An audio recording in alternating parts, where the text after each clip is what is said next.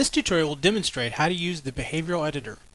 The Behavioral Editor lets you graphically lay out the control system for an organism. Typically, this involves building a neural network with input and output connections to the virtual body. However, AnimatLab isn't limited to being used with neural networks. Anyone can write a new plugin modules, and as long as they use a simple interface, the control system can use anything from state diagrams to explicitly programmed nodes to control the behavior. In addition, any new type of control system that's added will automatically be able to work with all the other systems because of the way the interface works. This allows users to form a community to share their work. Let's begin by creating a new project. A copy of this tutorial is available at C, Program Files, AnimatLab, Tutorials, Using AnimatLab. Choose where you want to save this project and name it Behavioral Editor.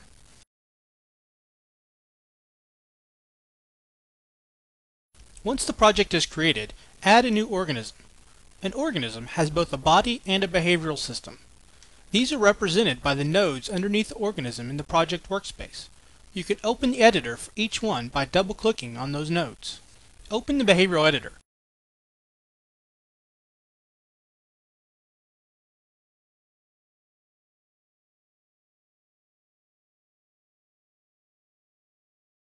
It has a number of toolbars that are important for building the control system. The first is the Toolbox. This contains a list of all of the nodes that can be added to the diagram in every module available to be used.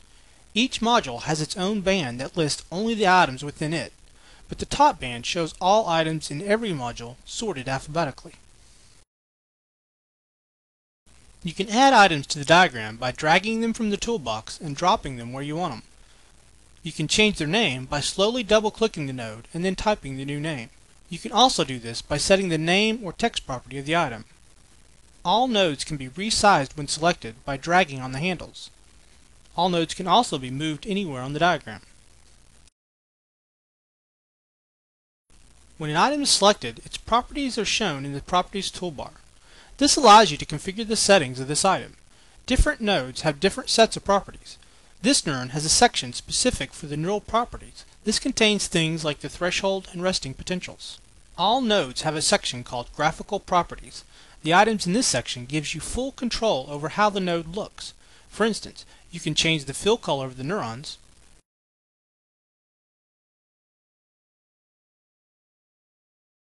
the drawing width, drawing color, line style,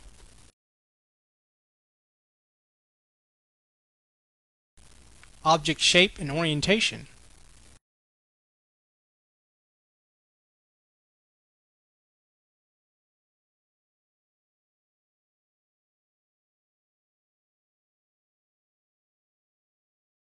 the name and color of the text,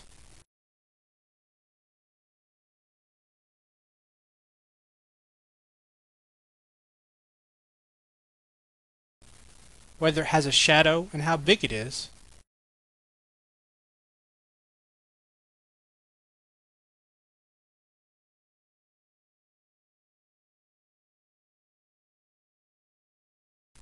and whether the fill color uses a gradient or not.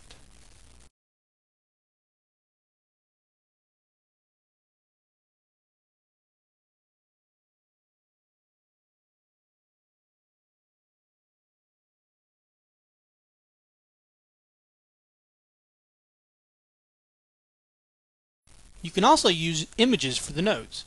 Add a new normal neuron and choose the image property. This opens a dialog for you to choose an image file. Go to C, Program Files, AnimatLab, Resources, and choose the Motor GIF image. You can have the image shrink to fit the size of the node, or the node change to the size of the image. You do this with the Auto Size property. Set it to Node to Image.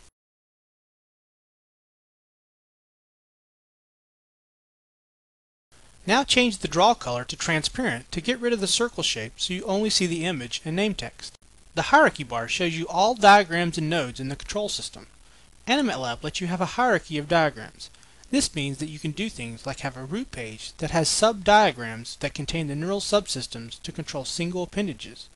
This toolbar shows you all of these pages and the items within each page. When you select an item, you'll switch to that diagram and select that item. The Modules toolbar lists each plugin module and lets you set properties that are global for all items in that module. The most important property that all these modules have is the time step. This controls how large the integration time step is for this module. Every module can have a different time step from each other and from the physics engine. This lets you have some neurons that are more detailed than others. You can have one neural model with a large time step that runs very fast, and a more detailed model that has a smaller time step for when details are important. The final toolbar displays any network errors or warnings. When the network gets complicated, it becomes easy to overlook doing something simple, like connecting a network output to the virtual world. Your network will appear to operate correctly, but you'll get no behavioral output. This toolbar helps you debug those types of problems by providing you warnings. The next thing we'll discuss is how to connect the neural network to the physics engine to get sensory information and provide motor output. Within the Vortex Animat Tools module, there are nodes that stand in for body parts like joints and muscles. Once you've created body parts in the editor, you can add these nodes to the diagram and set their body or joint IDs to point to that body part. When you select the joint ID property, it provides a drop-down list of all of the joints for this organism. We don't have any joints yet in this case, so the drop-down is empty. Once you have set this property, then this node stands in for the selected joint in the diagram, allowing you to draw input and output connections to this part.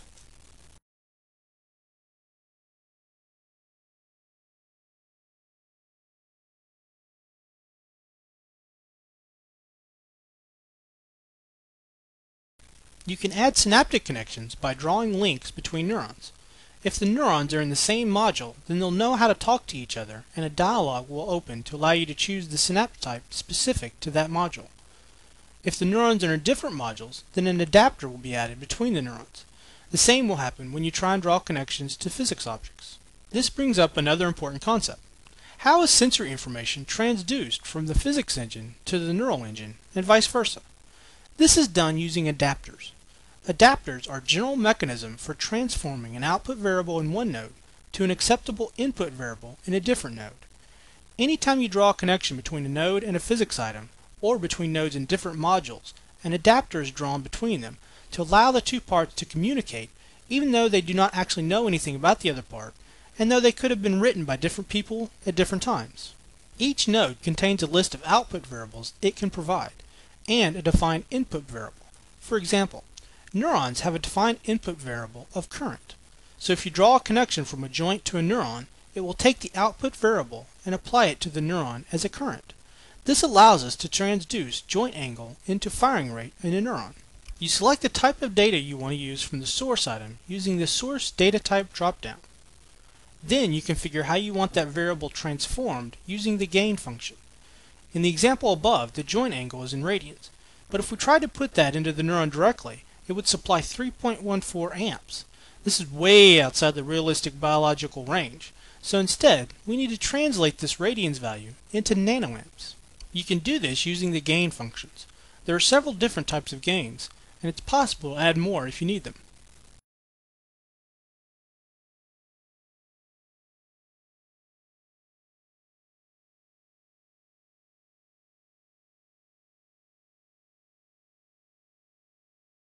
As I mentioned earlier, the behavioral system is hierarchical. You can build hierarchies by adding neural subsystems.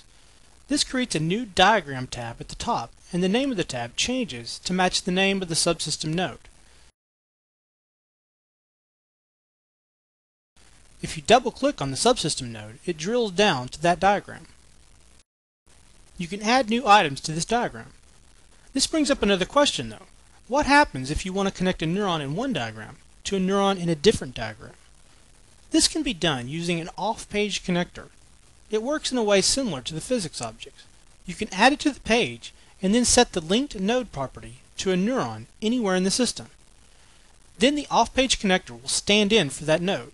If you draw connections to or from that node, it's as if you were drawing it directly to the node in the other diagram. If we draw a connection to it with the same type of neuron, then it knows how to communicate and ask us for the synapse type. But if we draw a connection using a different node type, then it adds an adapter between them. If you click on the grid, The properties for this diagram are shown.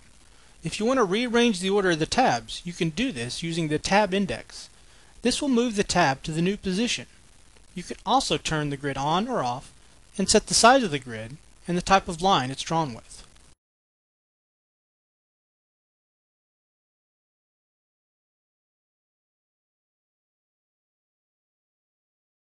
This tutorial has provided an overview of the important features of the behavioral editor that you'll need to build your own neural control systems.